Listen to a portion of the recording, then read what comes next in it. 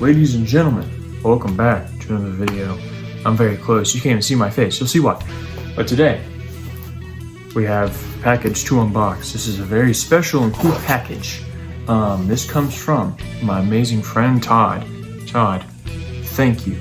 You are a legend. Todd is the reason why I have the first 5 pikes over there. And courtesy of Todd, once again, just being a legend. We have more CDs. Which ones? We're gonna see. Well, I know which ones, but we're gonna unbox them here, show them off, because yeah, I'm going in blind basically. This will be like my first time seeing them in person and everything. So yeah, we got it open, and I'm just gonna blindly pull from the package. If I can open this, come on. Okay, we've done it. Now, all right. Let's just start pulling. First one that we pull out is Bermuda Triangle. Now, Bermuda Triangle is one of the most underrated Buckethead albums, released by Buckethead and Extract on Catalyst, which is Extract's brother's defunct label. They were at my voice for a second, but this album has Buckethead's best guitar solo ever recorded on it, Sea of Expanding Shapes. So if you somehow haven't heard that solo, that song, or this album, go check it out. It is amazing. Gorgeous song, absolute highlight of an album from this era. And so excited to have this one, so excited. I don't see enough people talk about it, and happy to have it. I'm happy to have all of these, but I mean, come on. Alright, next one that we're pulling, I'll put it to the camera first, is, oh, look at that, an absolute classic, Crime Slunk Scene. This is probably the reason for so many fans. Hold on, the CD's a little loose, but yeah, so you can see familiar face right there. I like the CD. Very, very funny looking. Looks like Piece Fix, maybe a Piece Fix, who knows. But yeah, everybody knows this album, because everybody knows Soothsayer. But my second favorite Buckethead song is on this record, being The Fairy and the Devil. There's nothing really to say about this record that hasn't been said before, but you know, it's amazing. And that's another thing too, all these CDs are pretty rare, so to have all these is insane. And I've heard that Crime Slunk Scene is pretty darn rare, which, yeah, very interesting. Considering it's one of the most popular, you'd think it'd be a little more available, but I guess it is not. Okay, next CD that we are pulling out is, ooh, I Need 5 Minutes Alone. Now this one, this is such an awesome record. There's the, here, let's put on the original sleeve, the sleeve that everybody knows with Bucket and Brain at this place. What do they call these things? I can't remember off the top of my head. I can't remember off the top of my head. But there you go. I Need 5 Minutes Alone is a weird, wacky masterpiece. Love this album. Of course, some of these CDs have like cracks in them and stuff. I really don't care. Todd has had these for so long, you know. CD's getting damaged, it happens, it's totally fine. Of course, this album, you know, is just a strange gathering of best friends just doing whatever. It's really funny. But there are some gems on here, and I love this record. Very underrated also, but you know, it's a really fun one to have, you know. Check out all these albums. If you haven't heard any of these, check out any of them from this video, of course. Okay, next one will be, oh, yes, an absolute must-have classic, the Elephantmans Alarm Clock. I've actually never seen the back of this album. Really cool. Has the photo shoot with him in the room.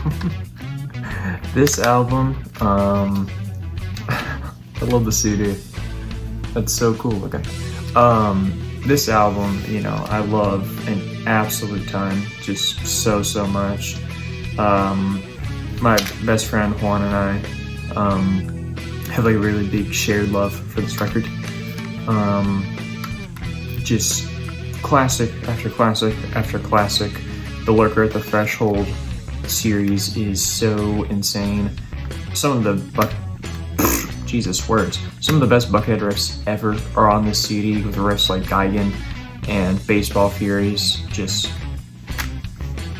absolute must-have CD. Such a good album. Arguably in the top 5 of his best, easily. Just amazing. Just pure bliss throughout all the tracks. Alright, next one. Next one will be so thick.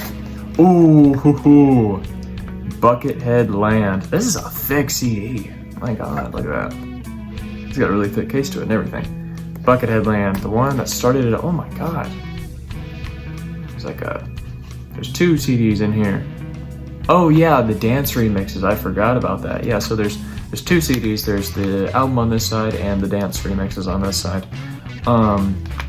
This big old booklet. I can't wait to check all these booklets later. I'm gonna go through all of them, look at them and stuff. Of course, this is the album that started it all. This is the original. This is, 1992. Got good old Buckethead Land. We see good old cemetery statue with giant robot right there. And yeah, such a fun album. Absolutely love this one. Full of samples and just fun riffs and wacky random shenanigans. You can't help but just love this record to death. It's just amazing. Just absolutely amazing. I feel like I'm just saying half the time on these records, oh, absolutely amazing, because they are. What else could I say? They're just too good. Oh my god. This one, Shadows Between the Sky. This is a very rare CD. I don't know how or why, but this is a very rare CD. This album, funny enough, it was last year around this time. It was last Christmas or Christmas Eve. I was like, I've never really listened to this album. I feel like I've kind of forgotten it. What's going on here? What's the material on this thing? Very cool little, color palette and everything going on with the greens and the blues. It's kind of like, what's going on? What's behind this album? And fast forward a year later, this is an album that I listened to so much. I love this album to death. It is just song after song of pure beauty and bliss. Some of the coolest acoustic tones you've ever gotten are all over this album. I think I prefer this over A Real Diamond in the Rough. And yeah, because Real Diamond and Shadows are often compared, their sound similarities. And yeah, I just absolutely love this album to death. It's just so perfect. And I can't believe at a point in time I was like, oh, I really don't know this album. But I searched to figure out this album, and I'm so glad that I did, because now it's one of my absolute favorites. And it's really cool because if you go to Buckethead's Bandcamp, he has guitar-only versions of all the songs. So if you want to check that out, kill the can. Oh boy. Another one of my absolute favorites, Pepper's Ghost. Now, Pepper's Ghost, oh my god. Oh, I love the photo there. There goes the CD, but it landed on a cushion like feet below. I love the Herbie CD right there. Super cool.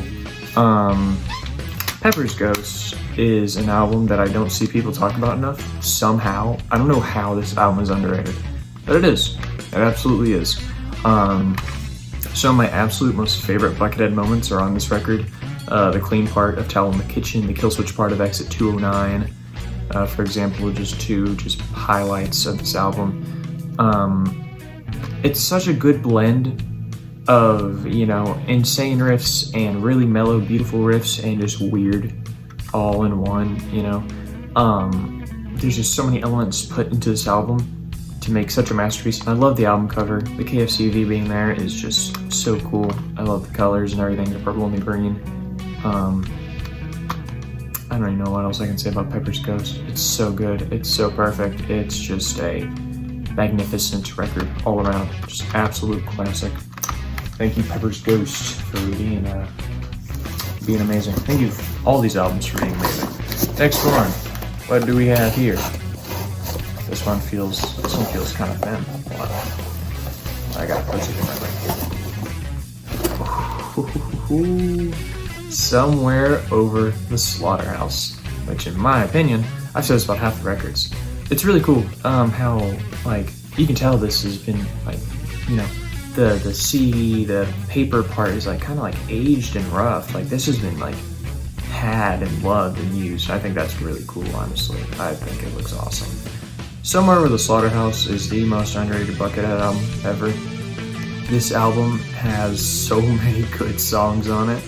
Just so many amazing songs, like Day of the Ulcer and My Sheets and Knocking Gun and Help Me and all these songs.